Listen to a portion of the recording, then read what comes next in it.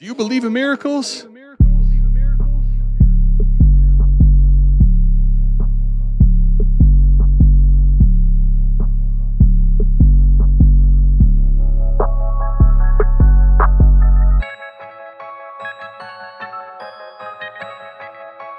We got Fizzle in the house. Fizzle, what's good, man? Fizzle, glad to have you here. Let's go. This the South Harmon Podcast. Glad you here today. Hit that Patreon link if you here to stay.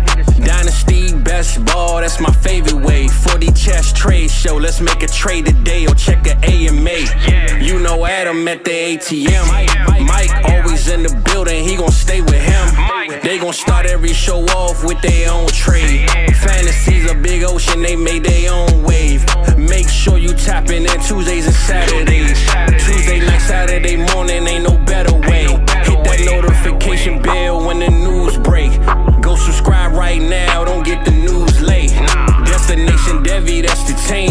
Dynasty football, man, that's my favorite thing. I remember Biggie said it was all a dream. Now people watching on their phones and computer screens. Welcome to the team. Let's start the show.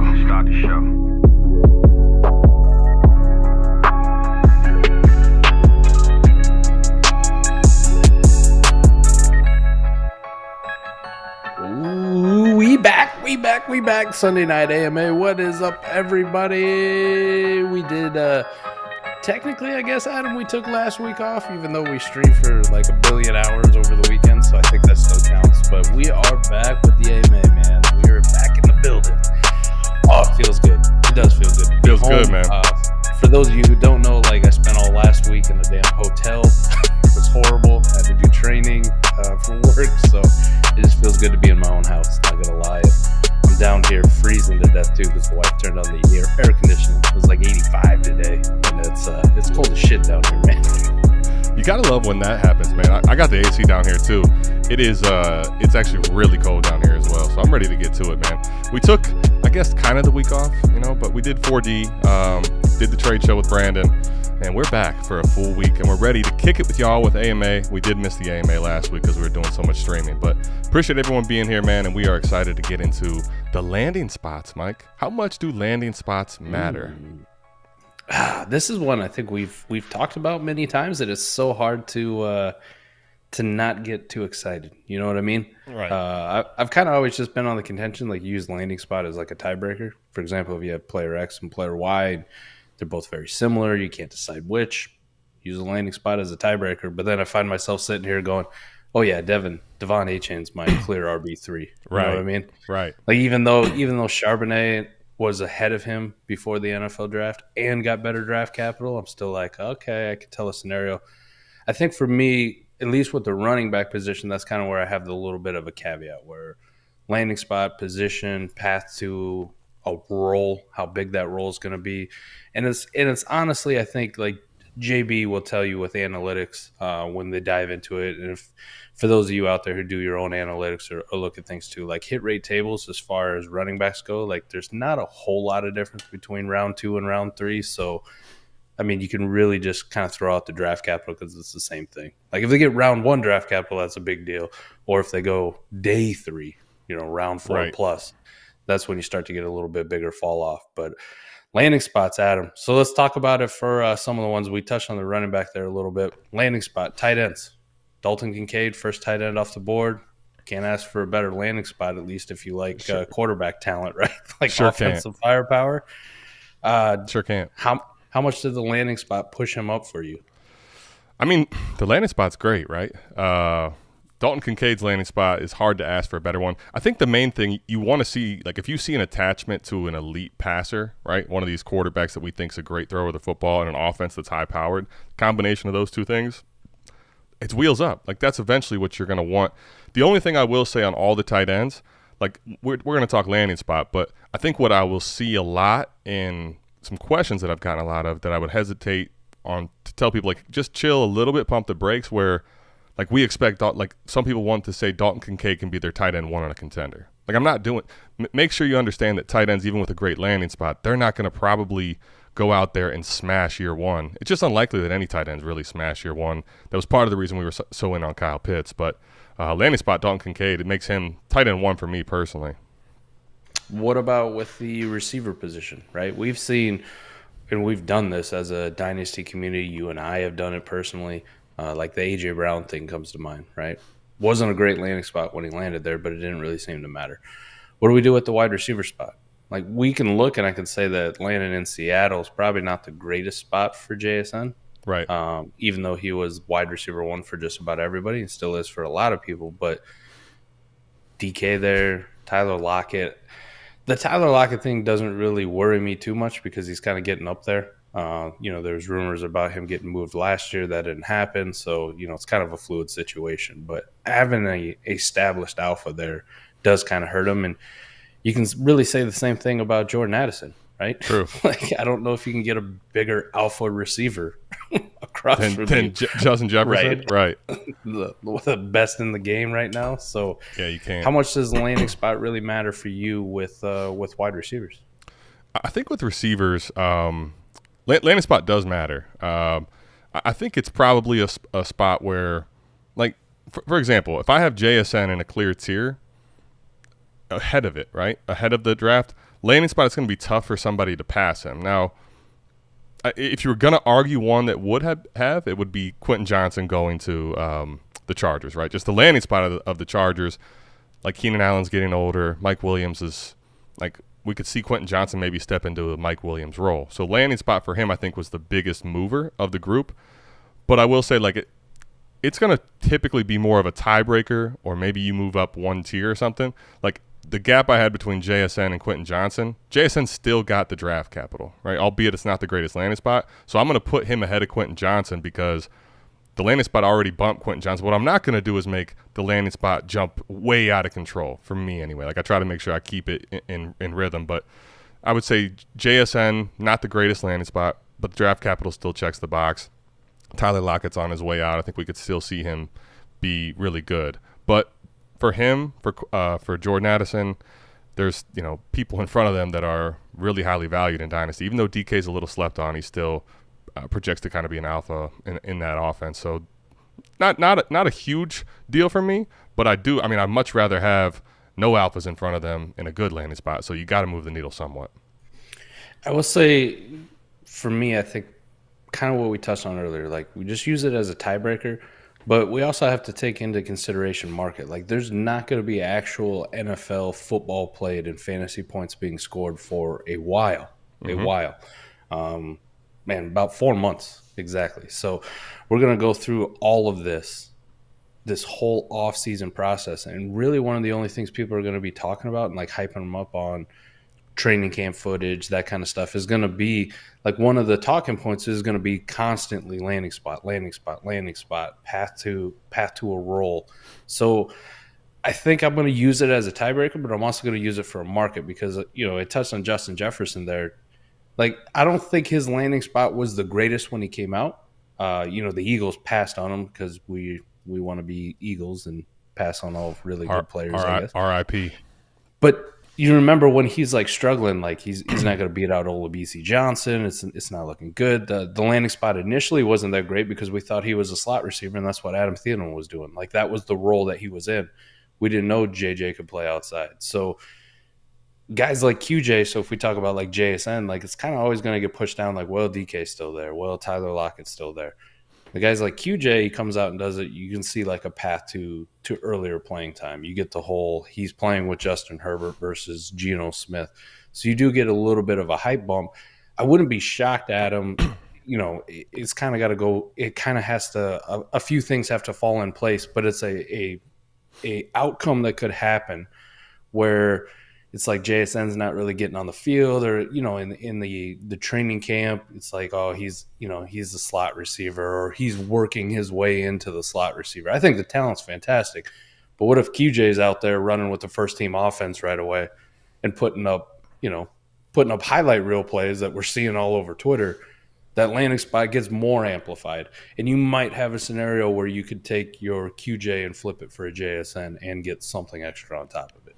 Like, that is a scenario that could possibly happen. So I'm not saying it's like a definitive thing, but I think if you just use it as like the most minute thing to like tie break your prospects with in your rookie drafts, go with the landing spot. I mean, there's guys that got good landing spots too that I don't rank up high, but I wouldn't have had them up there that high anyways if they didn't get a great landing spot. Like, there's no way that I'm taking Dalton Kincaid as the top tight end off the board if he doesn't go to the Bills in the first round, right? Yeah, sure. If all three of those guys are in the second round, and say Kincaid went to the Packers, right? I'm like, okay, it's about the same spot that the other guys are in. I'm still going to rank them the same, right? Like, I'm going to go Mayer, Laporta, Kincaid, whatever, tier one guys. But yeah, I think that landing spot just push it over just a little bit. Well, I agree. I think then I guess I would say this, like to your point, right?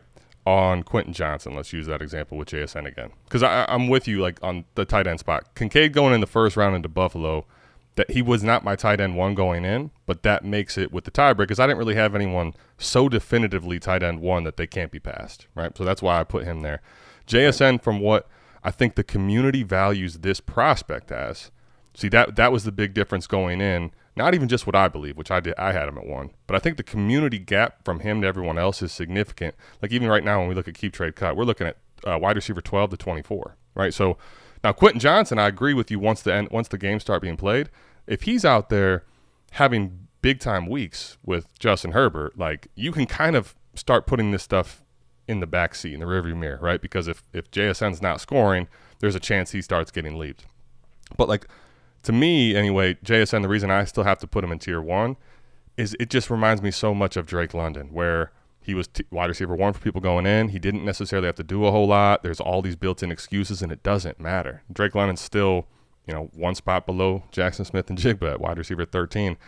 I think the prospect of JSN has so much safer of a value floor. Now, Quentin Johnson could absolutely. I mean, we've seen how high Chris Olave went, right? Like, now, I'm not saying he can't go past there, but with Quentin Johnson, I think if he doesn't smash early, like there's actually more room to fall down because people don't love the prospect as much. So that's why I won't put him ahead, although I'll put him at the very top of the next tier because his landing spot's much better than Addison for me, as well as Zay Flowers. I think the best way for me to do it too, like you talked me into when we did 40 and you talked about the JSN thing. So if you guys haven't listened, go back and check that one out. We talked a little bit about it, but you talked me into taking more JSN. And I think it's more like I'll do it more and more here in these rookie drafts just from a portfolio standpoint anyways. Yeah. Because like I did QJ, the first one off the board, but I want more exposure for the fact that, hey, like the hype is there, right? The thing you're talking about. He was already up there. It's not like a death sentence landing spot. He didn't go to a team that's, loaded. It wasn't like the Bengals drafted him in the first round. You know what I mean? Like, no, 100%. At best, you're third fiddle. And real quick to add to that point, I think one of the weirdest things for me that I've had to really come to grips with and terms with that I wasn't ready to is like, me and you've been in on DK more than the community of late, right? Because we're like, oh, Geno and all this stuff. Nah, he's still elite. There's already people pushing back that JSN can't be the alpha over DK. I think the fact that DK is the alpha in that offense now almost helped JSN even more just because the community's so bullish on him, which is crazy to me. Being this down on DK to me is kind of wild, honestly. I think for me too, like I'm going to keep tweaking my rookie ranks here too as I go through them. I did a quick initial one. Left for training, really haven't looked at them for a week, but I'm going to update them a little bit more. But I don't see much of a difference in tier, at least at wide receiver and I'm going to put Zay Flowers up there too. Like I'm going to buy into the Todd Monken led offense, right? Sure. The fact it's not going to be the old, just we're lining up in like old school Nebraska formations and trying to run the triple option all the time. 100%. And the best part about him too is now because of that narrative you're talking about, like his cost is so much different. So I'm definitely getting Flowers at. I mean, he's. Mike, he's actually behind JMO still.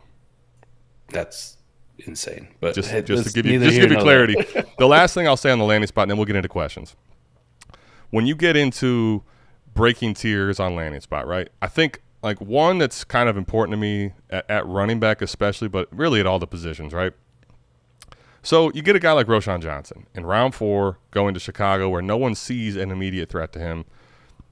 Zach's probably in here. He's probably screaming Khalil Herbert somewhere. But most people really aren't that excited about Herbert, like being – I shouldn't say that. Being this guy that you can't supersede as they won at the running back room, right?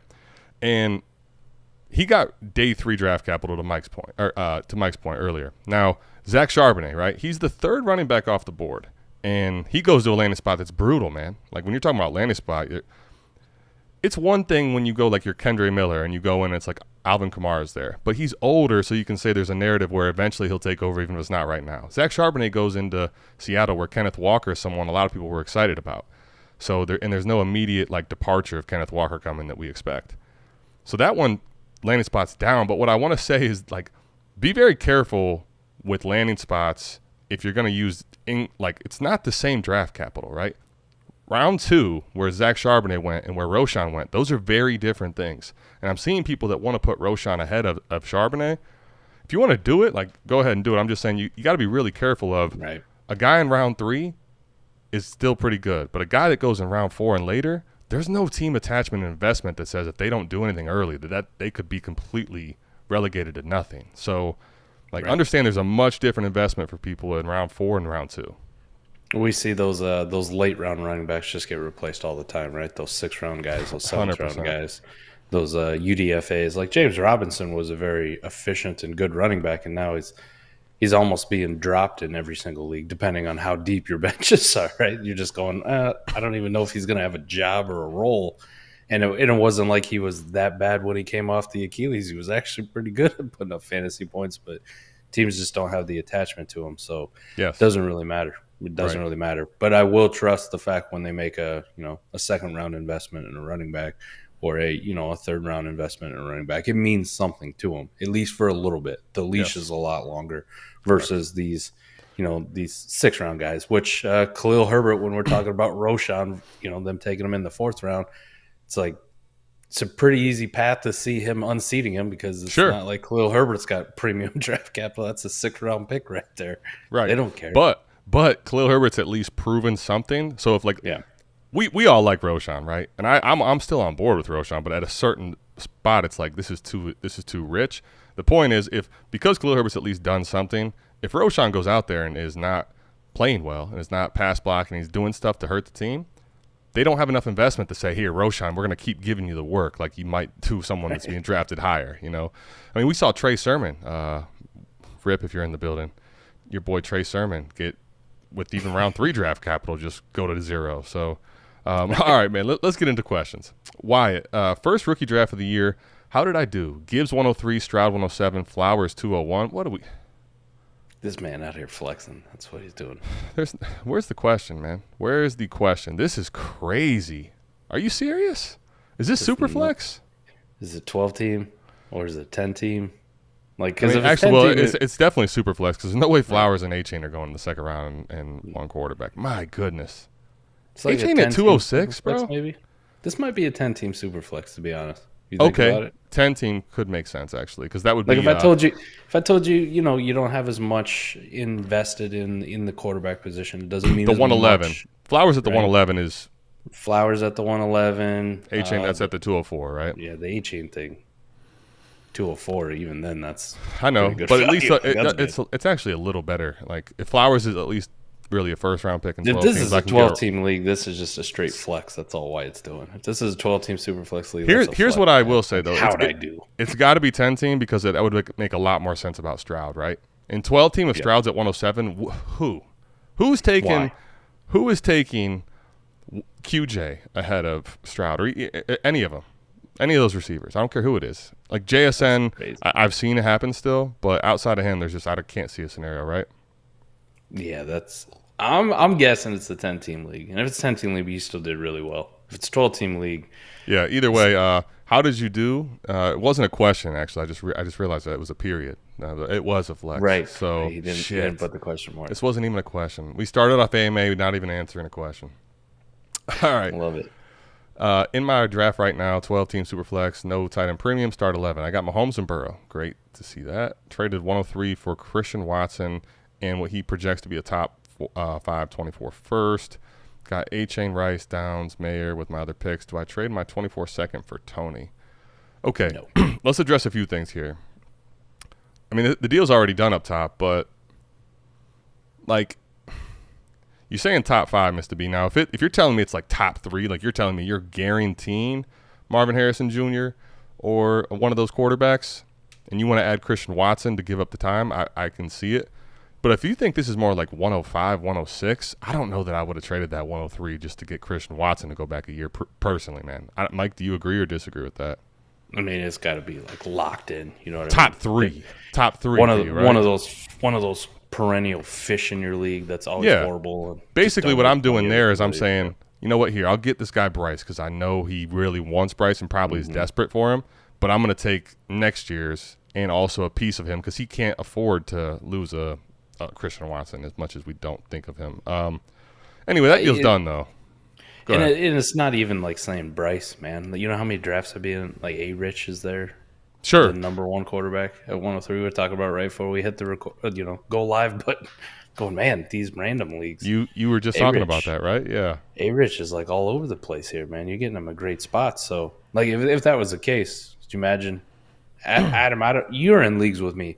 If I had a pick where it was from a bottom half of the team, so you say top 5, top 6, and I offered you Christian Watson and a 24 first where you're like, it could be outside the top 5, could be a good top 5 pick. It's in the ballpark. For your Anthony Richardson, you laughed me out of the building. No way in hell. No way in hell. I mean, get out of here. And I was saying Bryce to be like, if it's Bryce, even I might be laughing you out of the building still, right? Like, I will say though, you and I are in leagues, and I'm sure everybody who's in this chat who you can spot the fish, and you go like, this dude is picked in the top 3 the last 4 years in a row. That's why I wanted to caveat. That's exactly what I wanted to caveat because we all can spot it, and we've done it where it's like, I want to bet against this team. I do not care what happens. I want that pick. If you're saying it's like top 2, top 3 locked, it's a different thing than top 5 lock for me. Anyway, Mr. B, that trade's already done. So he got A-Chain, Rice, Downs, Mayer with my other picks. I'll say this. Lineup start 11 at 12 team. Like Rice and Downs, I'm probably not like freaking out about as being real starters, and I'd probably try to move on hype if I have a chance to. Right. Which brings up the reason I say that is because it brings up the next thing here. I don't think I'm going to send my 24-second for Tony, Mike. No chance. Because, like, one, in general, in this league format, as much as I like Tony, you and I do, a lot of that's really more best ball. Like, I can just not have to worry about starting this man. Don't have to worry about when he's hurt. Don't have to worry about if or she Rice, is taken away from his volume. I don't think I want to double down on that receiver room and possibly get nothing. No. I want to package Rice, Downs, Mayer because it's a non-tight end premium, start 11. Right. And my second. Like, who wants all these? And Here, let me get something that's going to be north of Christian Watson even, or at least something more in that range where it's a. It doesn't have to be an outright stud. I mean, you're sending 4 pieces. Can you send Rice, Downs, Mayer in your 24-second and get Ayuk? I bet you someone will do that. 100%. You can probably go north of that even, but like, that was just a kind of a point to illustrate. Like, let me give some. Or you don't even have to package them all together, but play around with it. Find something where you can up tier a little bit. I'm just kind of giving a process of like, this is a guy I think that matters in start 11. That's probably a little down in value that you could definitely get a deal done. You could go better than that, but just kind of I'm not point. I'm not trading the second for Kadarius Toney. Nah, I've actually gone down that road in best ball and not liked it. So in lineup, y'all got it. Y'all got it, man. Love this shit, addicted for sure. Appreciate it, Christopher. All right, here we go. What's up, fellas? How are we feeling about Christian Watson after Green Bay's draft? Would you move him for either Pollard or Ramondre? I'll tell you this much. Tune into the trade show. We did team reviews. Another thing, I don't know if we still have spots. I know we were limited with spots in Savage. We opened a couple more. You could always get in the merch. Like, I got to shout it out, though. Like, we had a all-nighter with team reviews, and we got so many deals done and changed so many teams, man. It was wild, bro. All the deals on that we got done that night were crazy. But I will say Christian Watson's value is super surprising to me, man. Super surprising to me. Like, one of the deals, checking the trade show, I'm not going to spoil everything. I put it on Twitter, though, so you could at least do that. Mike, on Twitter, this poll, when I last checked, was at 50-50, and I'm like, how? How? Did you see that? Did you see that poll, by the way? Yeah, I saw it. JMO and Christian Watson for the 105 in a shallow lineup league. Right. What? 105. What? I don't think Christian Watson's that bad. The problem here I don't hate him. The problem here is the second part of the question where I'm like, Would you? But I know JMO's whatever down, but like 2 Christian Watson types, I'd send that for 105 on 105 under poll. Yes. My point is that this question, there was multiple people that were answering the other side, which is just, to me, I'm just surprised at his value and how many people still really like him. I'm not out on him by any means. It probably is going to sound like that to start this off, but how am I feeling about him? It's not even about the draft. Like Jaden Reed is not something that really kills him for me at all. It's more so like Jaden Reed is there, the tight ends are there, and Jordan Love. Those are all uncertainties, and he just got to play with Aaron Rodgers. That's a total different thing. Right. We have no idea. Maybe Jaden Reed is the one who Jordan Love loves to throw into, or maybe he's a tight end guy. Or maybe Jaden Reed is just running more intermediate routes in the middle of the field where Jordan Love is not trying to push the ball downfield and outside because he's a first-time starter. Or maybe Jordan Love's horrible and he's like Desmond Ridder, but in Green Bay. And then he's definitely not going to get Christian Watson's speed over the top because it's just not happening. Like I'm a little more cautious. I'm fine with him. He's fine. Yeah. I'm more cautious. I think that I'm realizing than the community by a good bit is all I'd say. That's Keep Trade Cuts wide receiver 19 right there, and you're talking about former Keep Trade Cut wide receiver 18 on your poll. So I see why people are on it, but the wide receivers coming after Christian Watson are crazy. But here's the thing, Mike. Let's talk about this just to give. I think we need to give context to wide receiver 19 for people that don't quite understand what that means on Keep Trade Cut, right? 14 Tyreek Hill, 15 Stephon Diggs, 16 Cooper Kupp, 17 Devontae Adams. Like holy Santa Claus shit if it's anywhere near those guys, first and foremost. Right. Then we got Jordan Addison, who just off of a rookie hype, I'll still take over Christian Watson, right? Yes. Debo is the one here, and shout out to Mello, all the people on the Savage, all the team reviews we did. I was really giving him a hard time about Debo. So if you want him over Debo, I'm still okay with that. Outside of him, though. It's because you hate Debo. It's true. You're a Debo hater. It's true. I'm a Debo hater. Are you a Debo hater? No. I don't okay. like Debo. I don't rank him as high as he. Like I'm not having him at wide receiver 20. Well, but that's my point. He's definitely not that. I don't think he's Christian Watson or Debo. I'll take Debo. Really? No question. Yes, no question. We hope Christian Watson could be Debo. For sure, but here's the difference, right? Christian Watson, people will still tell themselves a story, which they're doing currently today. Yes. Debo Samuel is now at the age where it has to be production or he falls down. And he only has 1 year of production that has ever mattered, and he's been in the league 4 years.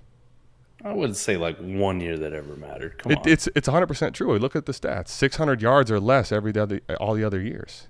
Well, he's fine. He's completely fine. Okay, so point being, him being completely fine just in words does not change the fact that it's all about production, and he has one season. What's the difference in that one season? Ayuk was in the doghouse. McCaffrey wasn't there. Kittle was hurt. Right? And we don't even know who's throwing the football. We're going to argue all night about Debo Samuel. I'm not. I'm just saying that, like, my point here is that Debo's the outlier. Everybody else, even below him, DJ Moore, I'd rather have him. Michael Pittman, I'd rather have him. We can go down the list more and more. The point is just like, I'm not out on Christian Watson. I just think he's too highly valued in Dynasty right now. I guess is the best way to say it. That's the easiest way to say it. He's overvalued. Would I move him for Pollard or Ramondre, though, Mike? What do you think here? I wouldn't. No, I'm good. I'll keep Christian Watson. Pollard in a half PPR lineup league, maybe. Ramondre, definitely not. I think most times I'd rather just have Watson over both of these guys. Personally, I keep the wide receiver. Like I'm not as high on Christian Watson as a lot of people, but I want him over these two running backs. That's for sure. And the main reason I will say that too is because I think that you can probably trade Christian Watson and even package him with JMO to get something much better than you can Pollard or Ramondre. Yes, because they're running backs and people hate running backs.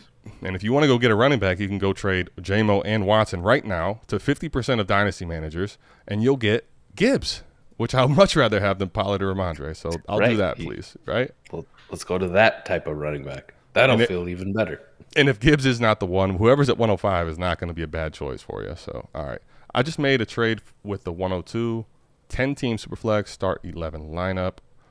JT 108, 24-second for Claypool and the 102. So JT, the 108 and the 24-second for Claypool and Bijan or A. Rich. I got the JT side. How'd I do? What was it, 10-team? 10-team. And Superflex, start 11. I'm actually, you know what, in 10-team, I think if it was 12-team, I would say I would not have done that. 10-team, I think I could make a better case for it. But here's the thing, right? That, even in 10-team, let's not even say that it's A-Rich because you probably don't take your shot on quarterback that high. Let's say it's Gibbs, though. Would you rather have Gibbs and Claypool, who's, I mean, lineup start 11, bro. Claypool's a 0 to me, really, at this point, right? Mm-hmm. Or would you rather have JT and Jordan Addison? Right. Right. Yeah. I'd rather have JT and Addison. I would too. Okay. I'm in. And you also got the 24-second, so I'm in. I'm definitely in. And I think it's a lot closer on A-Rich and Gibbs right there on the split in a 10-team league for me. Like I would agree. I still like A-Rich, and I'll probably take him if I was in 10-team leagues, which I'm not because I don't do that. But if I was, Adam, I think A-Rich does have that ceiling to be a difference maker even in a 10-team Superflex league, so I'd probably still take him there. But it just doesn't mean as much to me. I think the JT, the 108, and the 24-second would be fine even if it was A-Rich in that league. In a 12-team league, I'm good with it. In a 12-team league, man, I'll take Claypool and A-Rich. Yeah. I'm with you. I'm 100% with you. I think 12-team, I want the 102 side. 10-team, I want the side that you got JT and Addison and even that 24-second, which I can probably package for something later. Patty Mills, do I usually drink Sazerac cocktail on stream? I mean, does this signal? This is my glass, and this is how big Sazerac is. If that doesn't let you know if I normally do, the answer is yes. Speaking of which, I only saw that because we got a super chat from Castle Blacks. Appreciate it, Castle. Happy Sunday, boys. Thanks for all the dope content since the draft. Also, Zach, I'm still in on Khalil Herbert with you. 4th rounders ain't scary. That's also... I appreciate the super chat. I appreciate the super chat, my guy. And go Birds, as always. I appreciate it. And thank you for the kind words. Until the last part, 4th rounders ain't scary. Well, fucking pick 6... pick 32 of the 6th round ain't fucking scary either. So I'm good too.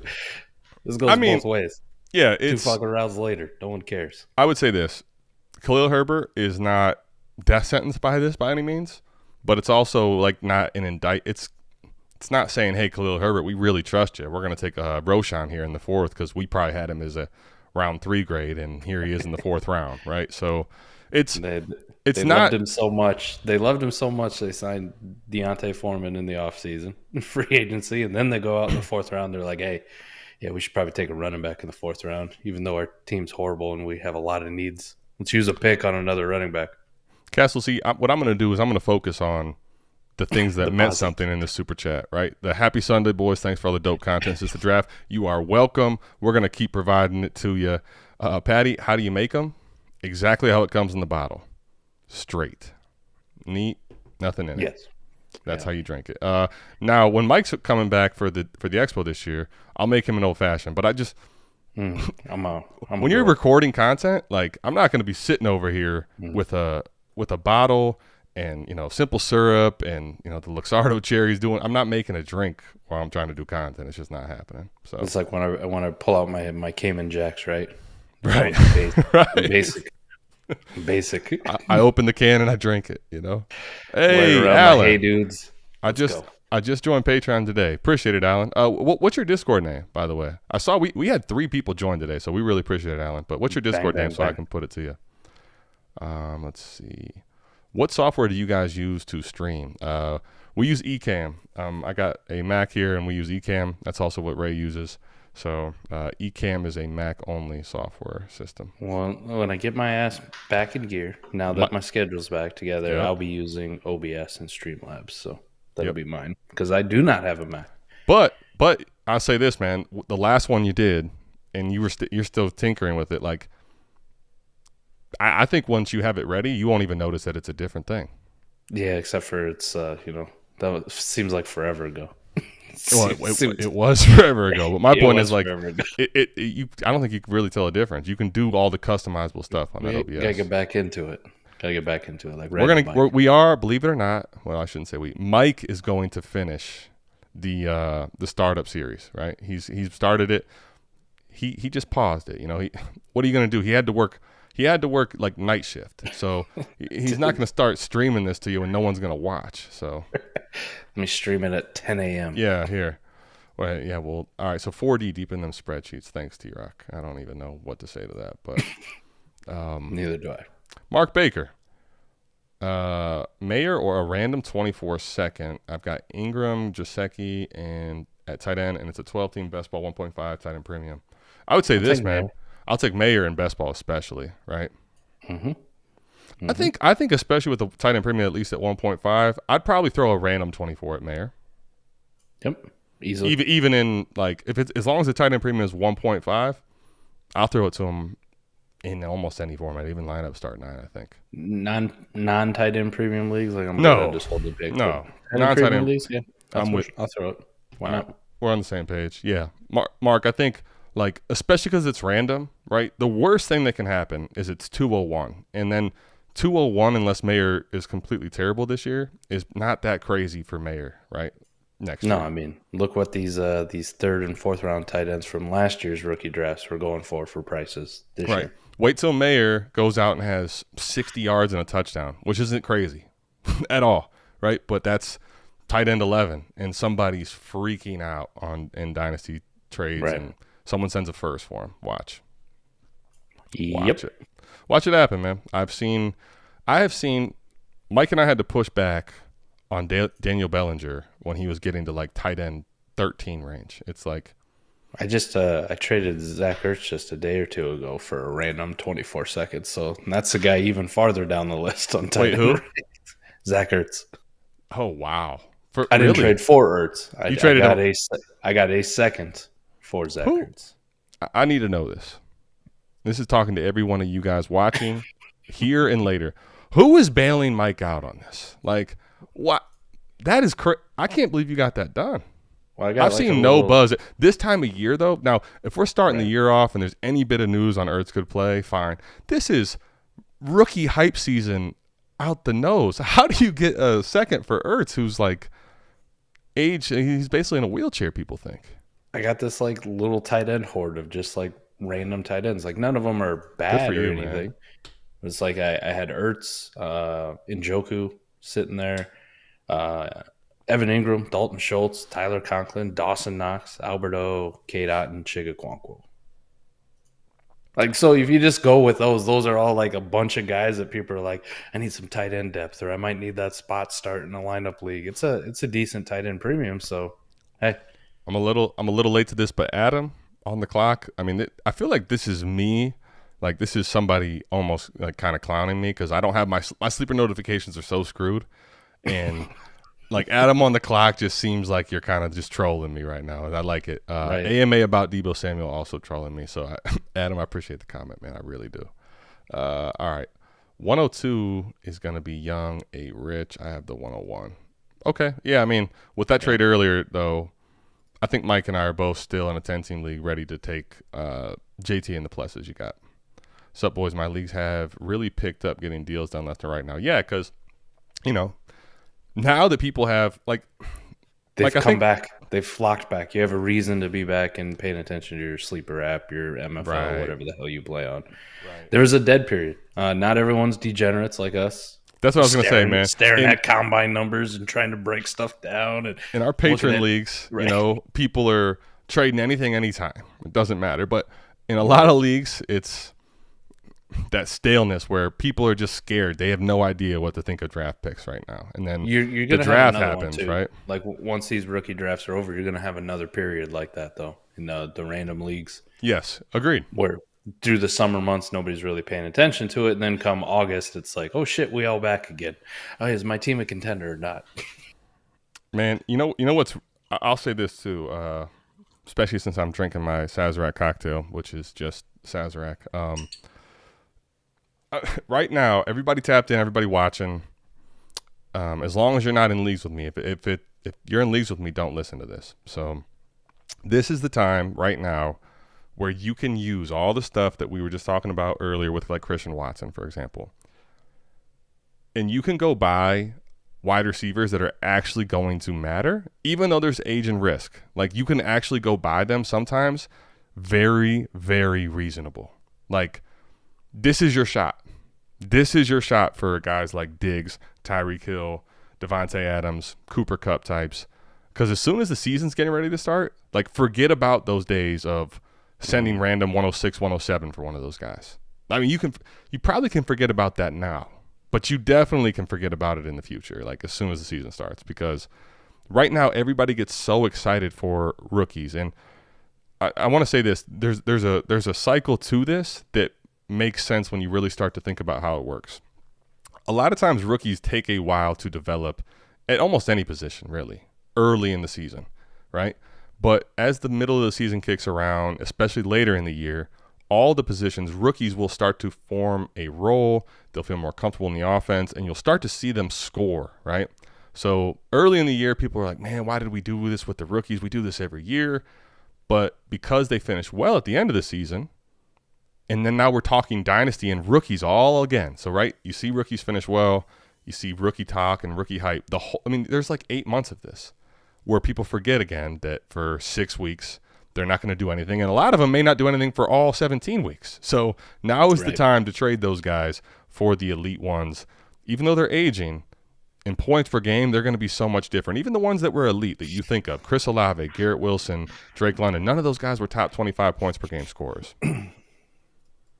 One thing, I wanted to touch on, Adam, too, is it's a big difference between you started with like the patron leagues where we're just year-round sweaty. I think I see Gedgy put it there. All his leagues are full of sweats.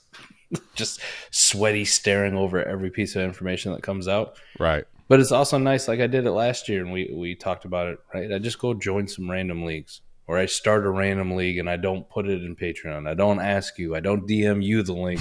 I go into like the sleeper looking for leagues. Format, right? Mike just says, hey, you keep joining all the leagues with me, and I'm going to keep joining these leagues that I can just house.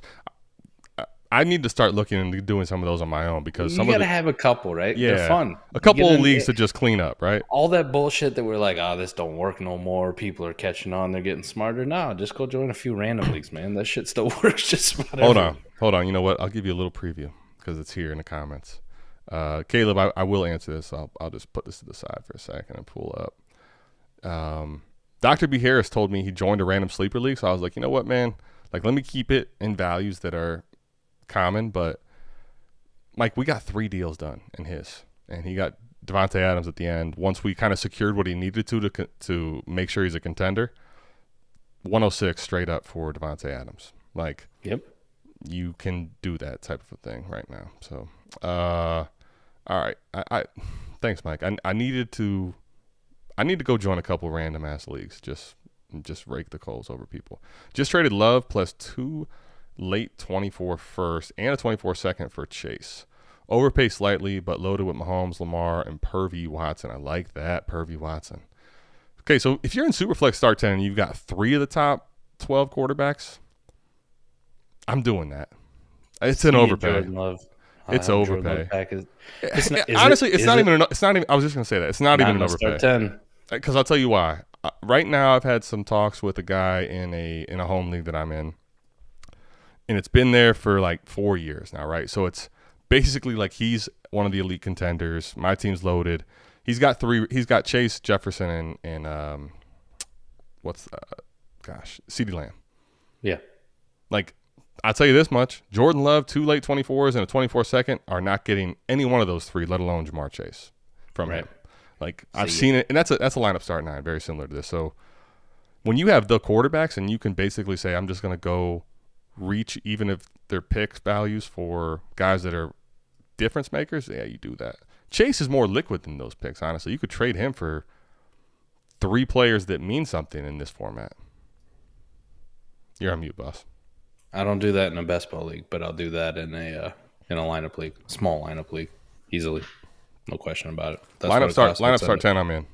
Best ball, I would be a little different on this, right? Best ball would be like, nah, I'm good, man. I'll keep all my pieces and go try to buy some Ayuks and some lesser known wide receivers that people don't like as much. And I'll Because get three of those pieces. Let me ask you this, Mike. If you took Jordan Love off of this, would you do it for Jamar Chase in a best ball league?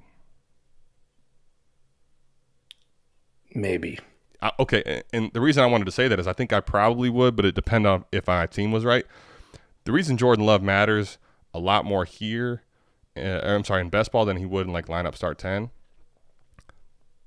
Lineup start 10, I got these 3 quarterbacks. Like, I'm not saying I can't get something for Jordan Love, but there's no certainty that someone's going to pay something for Jordan Love, right? In best ball, I don't even have to worry about that. Like, I'm not a believer, but I'm just going to keep him as my quarterback 4 by a mile here, right? Like, 2 of these guys are on bye. One of them gets hurt. If Jordan Love means anything, I can trade him for something real. In this format, it's no question they're gone. I wouldn't even say you overpaid, Caleb. I think you did a great job with that trade in this format. Yeah, I like it. All right, so let's see here. 12-team Superflex, start 10 PPR, Gibbs or Amon-Ra? Ooh, Mike. Mike's a big Gibbs guy. This is a tough one because we love both these guys, man. Both Lions, too.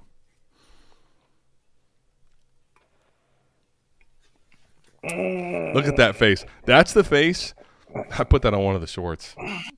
He does not want to answer this question on air. Do you remember that? Give me Gibbs. I knew you were going to do that. I knew the process play, the smart play is to probably take the Amon-Ra side. But I'm in. I'm the smart play is definitely Amon-Ra. But I'm in on Gibbs. Okay. Can I pivot this to just a Gibbs conversation for you? Yeah. Because he's on. He should be on the thumbnail, but I actually couldn't really find a good jersey swap picture of him. All right, let's talk receivers and running backs and Gibbs value. All right. So obviously, right now, Amon-Ra St. Brown, man. Somehow he's back to wide receiver 8. But okay, Chris Olave or Gibbs. Gibbs. Jalen Waddle. I'll go Waddle because the community loves him so much more. Okay, so and then he's wide receiver 6. And there's no way you're putting him over Lamb or Brown, right? No. Okay, so there you go. No. But you're saying he's basically worth back end wide receiver 1 easy. Yeah. For me. Okay. You're probably better full off. PPR? Full PPR? Still? Because he can catch the ball so well? Right. Okay, let's go running back now. Let's put the man to the test, you know? Obviously, Bijan ahead. How about Breece Hall? You putting him ahead still too, right? Yes, but it is getting pretty close. You know what I mean? So that means JT? JT I'll still put ahead. Is JT your running back too then? I'll put JT. JT and Breece Hall are like neck and neck, but I probably favor JT because. So those are the top 3 though, right? So you're gonna go Bijan, JT, we always Breece Hall, think like tier Dynasty. We always think we play Dynasty for like 5-year windows, and especially at the running back position, man. I'm really just looking what you're gonna do next year, and one of them's got a knee injury, and the other one doesn't. Yeah, I mean, we do play in 5-year windows, except for especially at running back, we don't play for 5-year windows. So I'm with you. I'll put JT ahead of him, but Breece is like the next guy. Okay. Does that mean it is close? Does that mean he's your running back 4, Christian McCaffrey? This is if I'm looking at just 1-year windows, though, I probably put CMC above him too, above Gibbs. You know what? Can I say this, Mike? You are keep trade cut. Yeah. Shit. Tiers are Bijan by himself, Breece and JT, McCaffrey, and then Gibbs. Wow. I don't know if I don't think we could ever create a situation where Mike gave keep trade cut rankings and tiers is the same thing. Damn. That's crazy. What am I doing with my life? This is what happens. Mike's been away at school, y'all. Just give him another week to get caught up. He'll be back. All right. Don't back in the flow. I wish I could undo that question. Adam, dude, it's absolutely not a troll. Listen, by the way, I like when if it was, I would like it. This wasn't like I'm calling you out. It was funny for me, but change my social media persona to this dude. This because that's my name. was semi-new to watching you guys, so didn't know it was a thing for you too. Formerly FF Lefty. Nah, man, it's cool. Actually, we'll just let you keep it, and I'll just assume it's a troll even though you told me it wasn't, so don't worry about it. I saw a good Tank Dell comment in here too. Where is it at? I'm trying to keep up with them. Somebody put, why Tank Dell's going to smash is because he was drafted 69 overall. Oh, where is this? Here we go. Castle Black. And listen, man, I don't even think I realized that before. Timeout, man. He put it in tongue in cheek, right? 69. Haha, nice. Giggity for him. The last 2 receivers drafted at 69 overall? I mean, they had to crush it. They did. Cooper Kupp. What? And Tyler Lockett. It's been that long ago since the receiver was drafted at 69? 69, Goodness. Exactly. Yeah. If y'all got Tank Dell, I point everybody to this stream. Not because Mike and I need more views, but because you need them to see this. All right. Once you get past those, it's not good, though. TJ Graham. Can I interest you in a TJ Graham? Who? Remember him? Yeah. Graham Cracker? 2012 draft to the Bills. I'll be honest with you. I actually don't remember him at all. You might remember this guy, Roy Hall. Yeah, I do. Right? Went to the Colts. Yep. And I got that's about it. Sorry, Roy Hall was 169. So I was gonna say, all right, my bad. That seems high for him, but I wasn't gonna fight you. I had no idea where Roy Hall was drafted.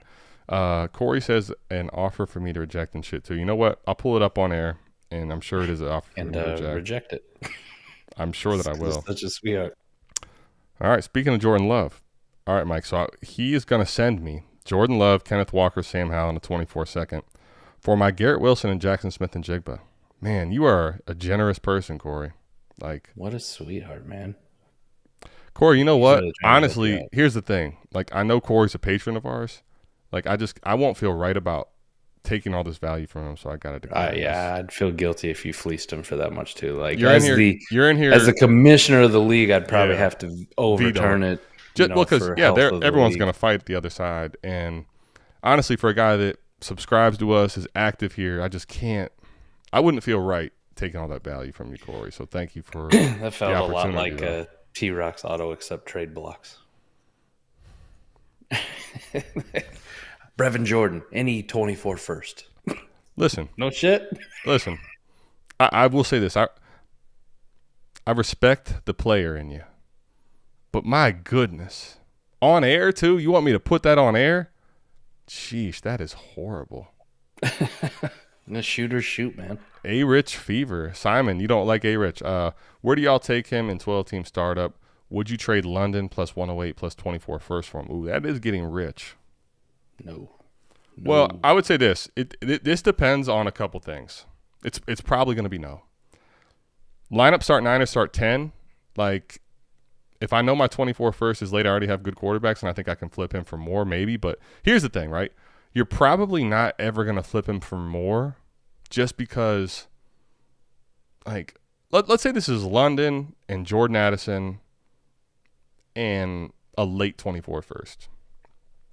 Even when A-Rich is spiking, if you want to trade him and not get a quarterback back, what's the realistic chance of you acquiring more back in value that's more meaningful to your lineup, right?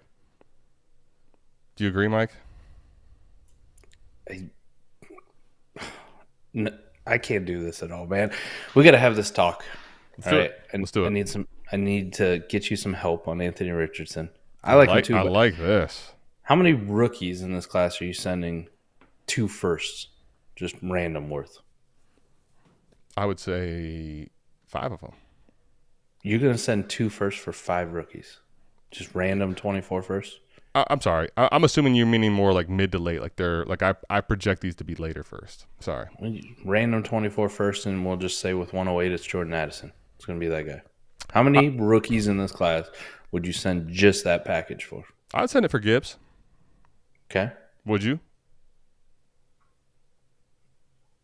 I think that's right on the borderline, though. I agree. I feel like I'm paying it's on the too much. border. It's on the border, but I think if you're asking me point blank, top dollar, I think there's 5 guys in this class that warrant it. Now, do you have to send it every time? I don't know, but I think top dollar, there's 5 guys in this class that could warrant late futures or like I think the other thing is 108 is a cutoff point for me where it's really getting close to even first value. Getting close, right? What do you mean? Like Jordan Addison? Jordan Addison, Zay Flowers, right? People would rather trade those guys for a random 24 as well, right? I get it. Okay. That's fair. The part where you add in London here, like I think London makes it different for sure. That's a guy, I don't know if he's worth 2 firsts, like random 24 firsts in value, but he's got to be damn close in a lot of people's minds. You're talking nobody's probably selling him for less than a first in a couple seconds. So let's break it down, right? Man. I don't even know where that 24 first is, but like we're almost at 4 firsts for Anthony Richardson, a guy we haven't even seen if he's good at football. Listen. I agree with you there because here's the point, though, right? The only reason I'm saying maybe is because, like, I think Jordan Addison, great as he is, or even if it's Zay Flowers for you, like, there's no certainty that they hit or matter in a lineup start 9.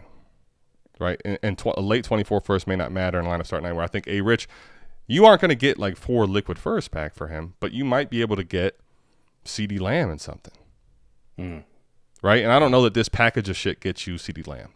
That's my reason I would do it in a lineup start 9 or 10. Other than that, I'm 100% with you. There's no chance I'd ever do this. No way. Yeah, that's my only.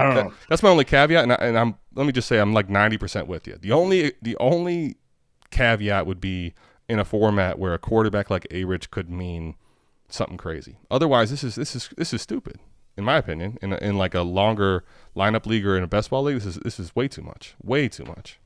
Yeah. And I like A-Rich. All right. Lineup start 9, do you like get what I'm saying there, or do you think it's just still not for you? Maybe. I'm with you. That's the only maybe. That's the only maybe I have you there. It's like best case scenario. It just feels like you're paying ceiling for a guy that we haven't even seen anything out of yet. I also get that point too. I'm with you. I understand it. I mean, I think we can all acknowledge, like, I think A-Rich's ceiling is ridiculously high. Sure. But you also need to acknowledge the floor is ridiculously fucking low. Like it's. Well, I don't think it's like crazy low just because for a while you have tradable time. Now, right. If you held him for 3 years, I'm with you. Their floor is ridiculously low. Right. Yes, after 3 years, this could be a guy that's worth nothing. No one cares. So anymore. On that point, I will agree with you to that level. Yes. I just think that even if it's a low floor, like you have a couple years to trade out. But yeah, if you hold the player for all of time, the floor is ridiculously low. No question. All right. Pickens 109 or Olave and Elijah Moore. Ooh. Best ball. And 109 or Olave and Elijah Moore. 109 to me, I can get Zay Flowers. Let's put that name in there. I can get Zay Flowers basically almost every time. It's either Zay Flowers or Jordan Addison or Quentin Johnson every time. So let's put Zay Flowers. Zay Flowers or Olave and Elijah. I'm going to take Olave and Elijah Moore. And I think I'm doing that pretty comfortably. I think I'm good with that. Man, can I tell you, Mike, what's interesting about this, though? You and I don't play in this, and I'm starting to think about this. We don't even play in best ball start 9 leagues, right? I just gave you a 10. What more do you want from me? No, I'm saying, though, like, I know you did your best, damn it. This is not a shot at you. This is saying we don't even play in best ball start 9. And even if we did, it would be 12 team, right? This is now 10 team. Right. Start 9 best ball. More studs. Which is where I was initially I wanted to lean the Pickens in the 109, but you know what? And I hate to agree with Mike, but I think I have to. I think here Olave, because Elijah Moore still could mean something in best ball and an offense with Watson, I'll take the upgrade. It's 2 for 2. It's 2 for 2 still, right? I'm more back in on Elijah Moore going to Cleveland, right? With Watson. As am I. Being that second weapon. And I'm ready to be hurt again. I still believe in the talent of him. I will say this. There is probably a gap, and a fairly one, market-wise, whatever you wanted to say, between the 109 and Elijah Moore. Definitely. But it doesn't feel that big as the gap between George Pickens and Chris Olave for me. Now we're talking sense. And I think here's the thing, right? Tearfully crafting up in best ball is hard to do because I think a lot of people are still very lineup driven in their mindsets on a guy like Olave. Right. So, like, in best ball, one of the best ways to do it, though, is if you get a guy that wants to tier off of Olave and knows he needs to pick up more value, right? And you can see he's starting to fish for deals like this because I like Zay Flowers a lot. I like Quentin Johnson a lot. I even still like Jordan Addison, like admittedly. But if you tell me I lose that from Elijah Moore in best ball, like we actually patreon.com/South Harmon, we got charts to show you that like a guy in that range doesn't even necessarily mean anything to your best ball team.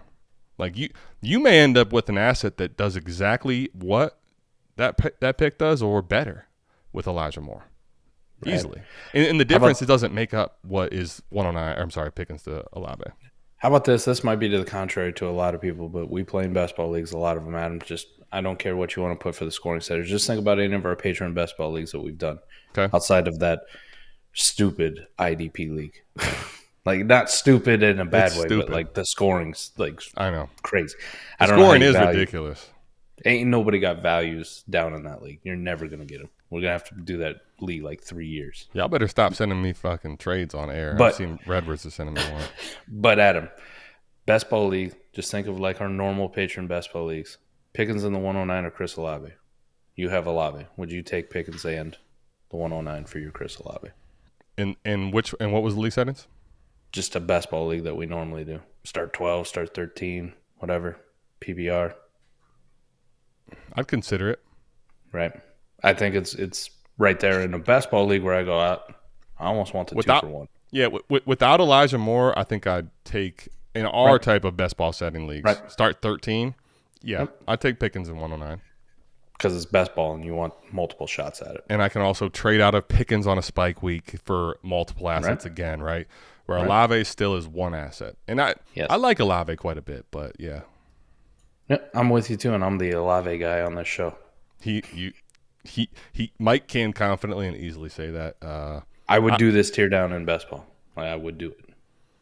Yeah, in our type settings, right? Now in 10-team Superflex best ball start 9, I'll actually take, like we said, we'll take Olave and Elijah Moore. You get the stud and you get another piece back, so right. You're not actually losing. All right. Ryan says he sent me a trade. Mike, let me ask you. We've done a lot of trade show stuff. George Pickens or Zay Flowers was the trade he sent. Pickens or Zay Flowers? I'd be receiving Zay Flowers. I mean, when you put the name to it, I'd be much more interested if it was the pick and I get to make my own. Sure. This is a decline. I'm asking you what you would do because I know what you would do. But I'm putting your Zay Flowers conviction to the test because you were saying you're very in on Zay Flowers on the show. I'm getting more back in on where I should be. Fair enough. I like Pickens too, man. I do like Pickens too. I like because I'll tell you what, I like what Pittsburgh did. They invested more in the offensive line. Right. They invested in Kenny Pickett, and I don't think that Pickens is like you gotta have him in every format. But I also don't think he's not worth anything. Like I'm in on Pickens, man, relative to cost. I think. Let me see actually what is his cost. Let me see before I speak out of turn. Yeah. Let's see what we got here. Let's go to Keep Trade Cut. What do you think, Mike? What do you think he is in Keep Trade Cut? Pickens or? They're back to back on Keep Trade Cut. 27 and 28. I was gonna say they're gonna be. I'll take Pickens. I'll take Pickens pretty easy. Pickens. Mm-hmm. Okay. I think they're in the same tier. Would you take Zay Flowers? I think they're in the same tier. It'd be a reject anyways. Like I'm not same tier in this shit. No, but like to me, here's what I think. Right. George Pickens, I think for people that are not hip to this, they didn't draft a receiver like they always do every year very high. Mm-hmm. They traded away Claypool last year for those that forgot. I know Zach hasn't because Chicago way overpaid. Deontay's probably on his way out in the way the contract's set up. Like George Pickens has kind of got Pittsburgh's backing as the alpha. Zay Flowers very well could be, but Mark Andrews is still there. Bateman's still not gone away. I like Lamar signing there. I think the offense is much more exciting, like you mentioned. But you want Pickens? I still have to see Zay Flowers prove it to me that he's even going to be the alpha at receiver. Like, make any sense? Would it be then? All right, so we're doing it on player here. Let's say it was the pick. George Pickens or the 112. Say it again. George Pickens or the 112. Which would you rather have today? Right now, Pickens. Okay, George Pickens or the 111. Pickens. Pickens or the 110? Pickens. Okay, Jesus. All right. And I'll tell you why. Because I know in the leagues that I'm going to draft in. You higher on that some bitch than I am. No. I'll tell you why. The league, I haven't done enough joining of random leagues like Mike has. Like, I already know in the leagues I play in, 110 puts him at. Do you admit Zay Flowers and Pickens are in the same tier? Yeah. That's 109. Like, I don't want to trade for the same tier. I know Flowers is going to go at 109, 110. He doesn't get to 111 in the leagues I'm in. Now, people will show me leagues on Sleeper, and I'm like, why is Zay Flowers at 111, 112? But in the leagues I'm in, I know he won't go later than that. That's the reason I say that. It's now the pick and the name are closer to the same thing, I guess is the reason I'm saying this. Okay. But understandable. Before, we talked about it could go way earlier because I think I could leverage it a lot differently. I can get behind that, I guess. Yeah, I know the name now, right? Like, I know the name now is part of the reason in the leagues that I play in. Now, for everyone watching, if you know that maybe there's a chance you get Zay Flowers at 201, take the 112 and a plus, right? Cool with that. One more because the super chats aren't flowing like normal. Can I get a minute or two of Sharp's discussion? We did this on 4D, but we can do it on here for sure. More Sharp's discussion. Let's go. Adam, people fading the shit out of this dude. Too much. It's way too much. It's gotten to the point like when I initially faded him, I'm like, Jesus. Like now I'm a Sharp's truther. I think we're faded him so fucking hard. Mike, are we gonna be? I'm standing for it. Are we gonna be the running back for the Seahawks stands 2 years in a row? Like, remember when we were Jon Snow and Kenneth Walker? It felt like, man, come on. Just out there, everybody hated him. Everybody was crap in our faces. He stinks. There's 3 guys in front of him. Yeah. Well, it's not even that. I still love Kenneth Walker. I love his talent too, but so do I. Like, at some point, I'm just gonna go with what the NFL told me about the running backs. Right, it's the third running back off the board. It's the only guy who got round 2 draft capital. But it's also the same coach and GM. Right? It's not like somebody else came in and did this. They just took you there, gave you a big workload, and to the eye that was watching, thought he did well, and they said, we'll take Sharps. That means a lot to me. Right. They wanted to be able to just run the football.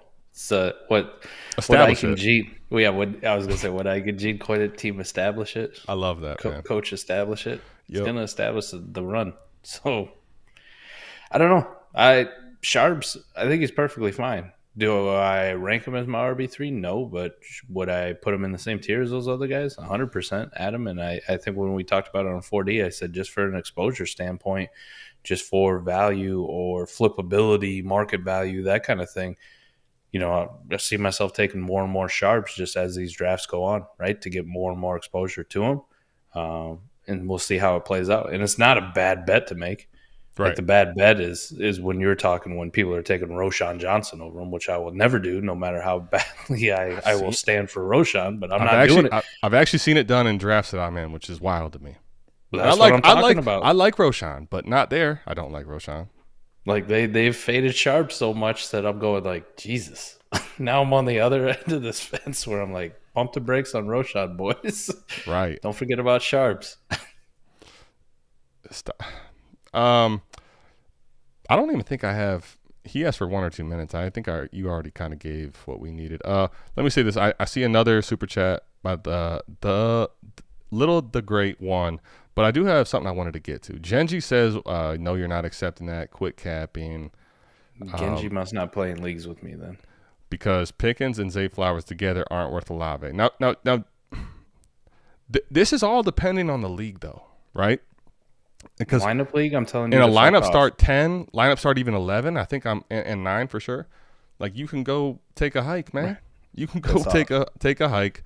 No chance, 0 chance. Right now, lineup start. Let me ask you this, Mike. Lineup start 13. Would you consider this? No, probably not. Right? No, getting closer, but you're still not going to take it. You probably need something else. Agreed. Right. Yep. Best ball start 12, like the leagues we're talking about, which. Genji, I don't know if you play in these, and this is not hating, by the way. I'm just telling you, we play in a lot of these like best ball leagues that are longer starting lineups. the 2 shots matter a lot. Not saying that Olave can't still be dope, but Olave to your lineup may be more important than these 2 guys. It's possible. Mm-hmm. But Olave could also get hurt. Olave could also not produce quite as much as we think. Pickens might be better. Zay Flowers might have a spike in value 3 weeks in. Let's say he has 2 really good weeks to start the year off. A couple long touchdowns. Not even great usage. Value bumps on 2 players, you can now trade for another 2 players. And in best ball, it's all about the depth. So, like, you want to have studs still in best ball, but depth in best ball is a big key. So that's huge. When we said that, it's about format. Right. The question here in this discussion, they're not worth him in a lot of leagues, but in best ball longer lineups, even if they're not worth it in auction, which I saw you put in there, I'll probably take that. I might ask for another plus, but if I can't, I'll take that 2-for-1 trade down. So have you ever seen, for those of you out there too, this is dating me a little bit, but Chappelle Show was a big thing when I was in middle school, freshman year of high school. That was big. The Rick James skit where he gets kicked out or whatever. He's like, I've been kicked out of nicer places than this. Yeah. I just thought about it when he was like, no, you're not. And I'm like, I've traded off better players than Chris Olave for shittier players on the down tier in a best ball league. So don't tell me I wouldn't do it. I posted Little it Grit, on I know you keep Twitter. saying this. Quit capping. Go to Mike's Twitter. Mike, just pin him for a couple hours. You can take him off. Just so he can see it. Because, Genji, I'm telling you, wait till you see what he did. You thought the trade show was bad. Wait till you see what they did, what he did here. And breaking news, I won that league too. It's a little flex right there, like that. Kyle Pitts. That was Jonathan more than a little Taylor, flex. That was a big flex. Traded him about this time last year for shittier players. I remember. Flamed for it. I remember there was one I was like, now I know you're leaning into just wanting Twitter to hate you. I wanted to see how bad you could fucking make it in a best ball league, right? I know. I just knew at that point it was more about Twitter hating you. Even though you were still winning probably in best ball value, I knew you wanted Twitter to hate you. Follow the process. You de-risk yourself if you're trying to compete. And in a best ball league, you take one good piece, you break it up into 3, average pieces that have a chance to make your lineup. It's a process play every single time. Every single time. As long as you got the roster spots to hold it, Adam. You and I play in that Royal Rumble league where it feels like we have 18 roster spots. I know it's 25 or whatever it is, but it's just so damn shallow. All right, we got to get out of here. Almost an hour and 15. Dak and 312 for a 24 first, 205, and a 25 second Superflex. Go Birds. No, man. Dak and the 312. No. Which one? Depends on which side he's getting. What side? I know what side I want pretty easy here. What's the Dak side? No question about it. Yeah, the only way I would even – actually, I'm not doing this. Unless I know, again, like we talked about in the trade earlier, if you can guarantee this is a top 3 pick, the only chance that I would take the other side. Because Dak to me is just too depressed in value. I still want him in a lot of places. 205 in this class is fine. Get Roshan Johnson. 25 second? No, man. No. I want Dak. Yeah, I want Dak. I'll take Dak. I also feel like I'm just I got a hangover here from arguing about George Pickens, even though I'm on the opposite side of being George Pickens guy. And yet I still got to defend you from Genji. All right. Genji out here going for it. You got the Dak side. Genji, I understand where you're at. I understand where Genji's at. It takes a long time to come.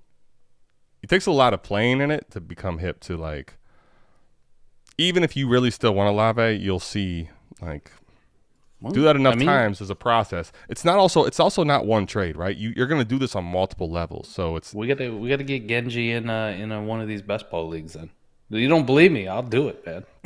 I'll make that trade 10 times out of 10. Fizzle, by the way, Fizzle, appreciate you, Fizzle, man.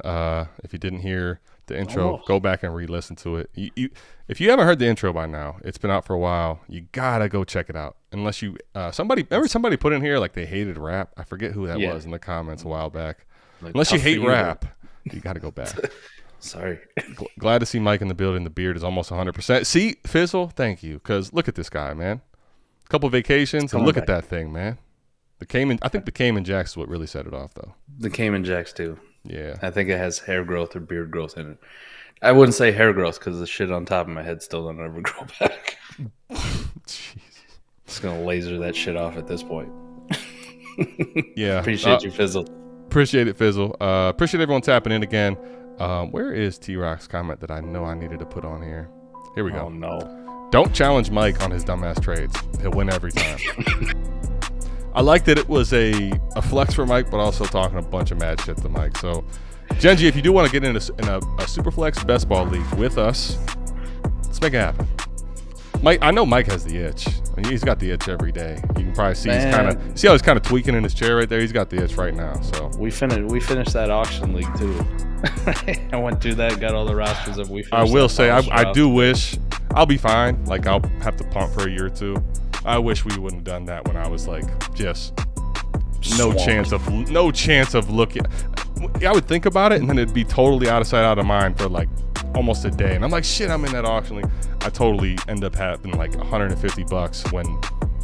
What did it mean? Like, I mean, I had nothing left to bid on. Listen, man, like I was lucky we timed our dropping the hammer or holding the hammer in the auction strategy as we talked about it at different times, because I dropped my hammer before the NFL draft started. You're still holding it while we're on streaming for 17 hours. And to kick me in the nuts, one other thing is I got Levis for the first time in an auction at a very good value, and I'm like, yes, I got one share of Levis for $92, and then it was a day later that I had to watch Mike suffer in agony, realizing so am I. It's right here in the heart. I just took him in an auction. We are getting out of this thing because this is getting off the rails, man. What's up, Mike? Go ahead. I spent $39 on Hendon Hooker, man. All right, just let that one sink in. Yeah. So I'm not gonna let it sink in. And as a matter of fact, we are out of this thing. We will see you back here, same time, same place next week for the Sunday AMA on South Harmon. We appreciate everyone tapping in. We're out of this thing. Peace. Peace.